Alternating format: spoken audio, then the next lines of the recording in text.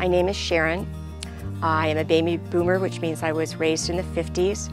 I came from a Christian home. I was very secure. I knew my parents were madly in love, and that if I just followed their pattern, my life was going to turn out great. I really felt everything was wonderful in our life until age 25. I had gotten married at 22. 3 years later, I found a lump in my neck, went in to have surgery. The doctor was convinced it was just going to be a calcified lymph gland and be easily removed. But when I came out of surgery, I was told that the pathologist who was in surgery was sure it was malignant. And for the first time in my life, I felt hopelessness. And I almost wanted to say to God, these things don't happen to the Larkin family. What are you doing? This has got to be a mistake. We're living for you and things are supposed to be fine. 3 days later, when the frozen section came back, it was benign. The oncologist said that was very unusual, but I felt it was just God had changed the biopsy, that because I'd asked for just enough years to put my husband through seminary, that now I was on borrowed time for the deal I'd made with God.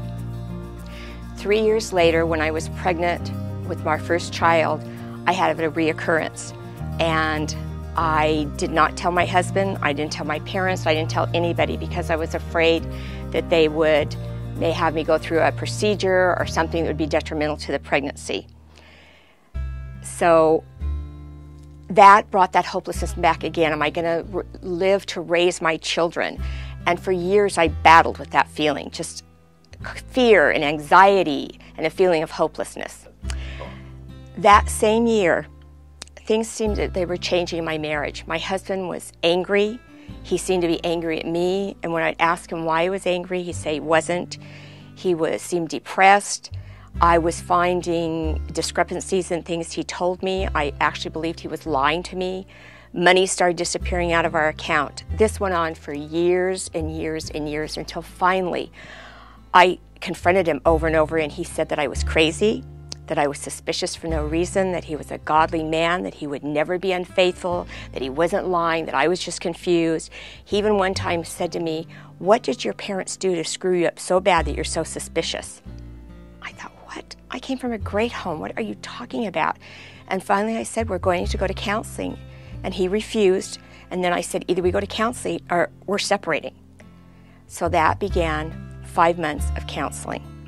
After the 5 months of counseling, that I was beginning to think, well, maybe I am crazy. Maybe it is me. And every book that the psychologist recommended we read, I read. He didn't read anything, but I kept reading every book. But then one day, on a Monday, when we had our counseling scheduled for that afternoon, I caught him on the phone with his lover of 18 years, his male lover, and my world came apart. I felt hopeless. I was just shocked. I believed that something was going on. I didn't believe that. There were times I thought, is he having an affair? And surely not. Of course, I believed it was with a woman if it was happening, but I couldn't figure out who it would be. And that day, I can actually say my whole world just crumbled. He moved out. That was 15 years ago. I was totally devastated and wondering, how am I going to provide now for my children? I had 2 kids in college. One was in her senior year, and my son was in his sophomore year. I didn't know if I'd be able to keep the home. I'd gone back to work to put them through school, and it was taking every penny of my salary plus $500 from each grandparent to pay the $3,400 bill to Azusa Pacific University. But the point of all of this is how God provided. Shortly after he left, within days, my college roommate from Biola flew down from up north, and one of the things she said to me is, "Are you too proud to beg?" I said, "Beg? Who am I going to beg from and for what?" She said, "You need to go to the president of the university and tell them your situation." Well, he knew me personally because I was on the parent board. And I went out there and I just told him what I'd found out, what my husband had been involved in. I didn't know how I could pay my bill to this college because now I had to pay to support us. And he said, "Don't worry, your children are covered for the rest of the year," which meant my daughter was able to graduate, and it gave me time to apply for financial aid for my son. Also, within a couple months, a friend came to me who taught in the same school district I did and said, "Would you consider renting a room of your house out?" I said, "To who?" She told me she worked with another gal that had bought a new home. It wasn't going to be ready for a few months and her condo had already sold. And I said, "Yes, I'll rent to her." She moved in with me. That gave me an added income. She had no sooner moved out, and I'm thinking again, what am I going to do? I don't have the funds for this. And my neighbors of 20 years came over and said, our house sold today. They just put it on the market. I said, well, congratulations. And they said, no, we didn't want it to sell that quickly. Our house is going to be ready for a few months. We have a proposition for you. And I said, what is that? And they asked what my mortgage was, and they told me they wanted to pay my mortgage, that she would do half the housework, and her husband John would do all the cooking. And they said, we'll give you, you take a week, think about it. And I went, the answer is yes. I get a cook and a maid and my mortgage paid for it. Well, both my children, within a year and a half of my divorce, got married. And I didn't know how I was going to pay for weddings, plus finish paying for college. Well, that mortgage payment got put into a wedding every month. And by the time those kids got married, I was able to pay for my daughter's wedding, pay for half of my son's wedding. God just kept providing like that over and over again. Shortly after my husband left, I came home from work and it was pouring down rain. And I said, now what, God? Now I have to have a roof leaking. I can't do this. I'd taken on 2 part-time jobs as was. And I got it taken care of through the insurance company, but they told me they would drop me if I did not have my house sealed and painted because it was 20-some years old. Well, I had exactly $2,000 to my name, and that's what it was going to cost for the painter. And I called my brother, and he said, go for it, do it. If you get in financial straits, I'll help you. He didn't have any money to help me, but I didn't know that. So I did it. That week, I'm having a pity party for myself, driving down the street, and I said, God, I just don't feel like you love me. I mean, you keep letting this happen and this happen. I don't get it. I need to know you love me and you love my kids. So here's the deal. You give me back that $2,000 that I just put out and do it this week into prayer. And I don't recommend anybody pray like that.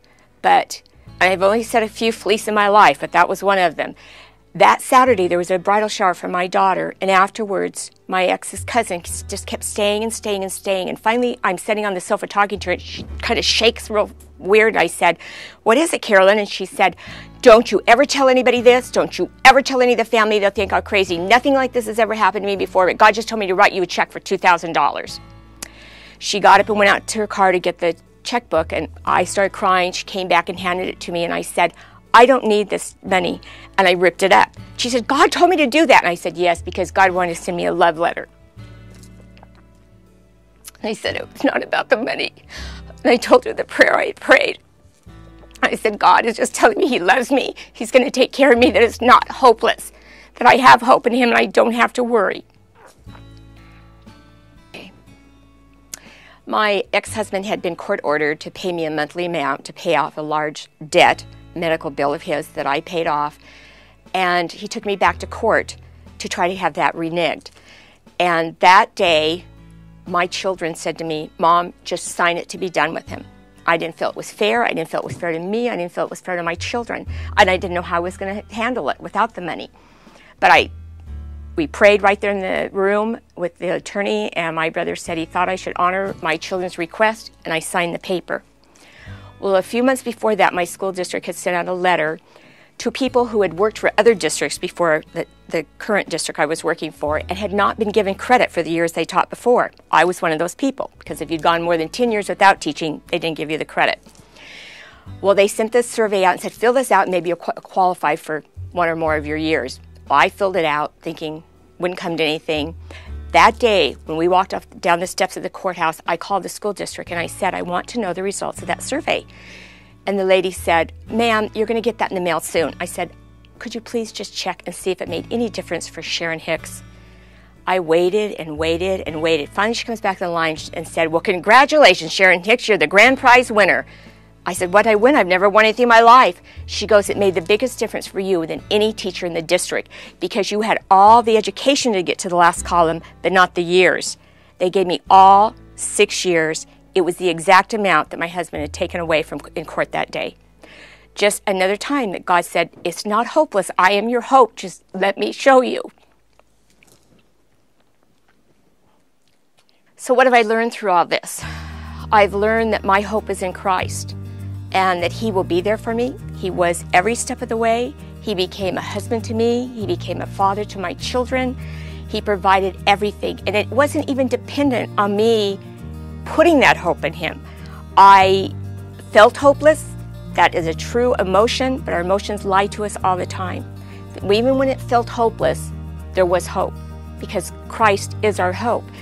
It tells us in Psalms that He is our hope, and He has proven Himself over and over to me again, and sometimes I have to learn that lesson again. I've been through other hardships since then, the death of a child, a grandchild, the death of both my parents, and there were times I felt hopeless, and I'd have to go back and say, and I even go back and relive those times. What happened when God gave you that exact amount to replace the money you spent on your house?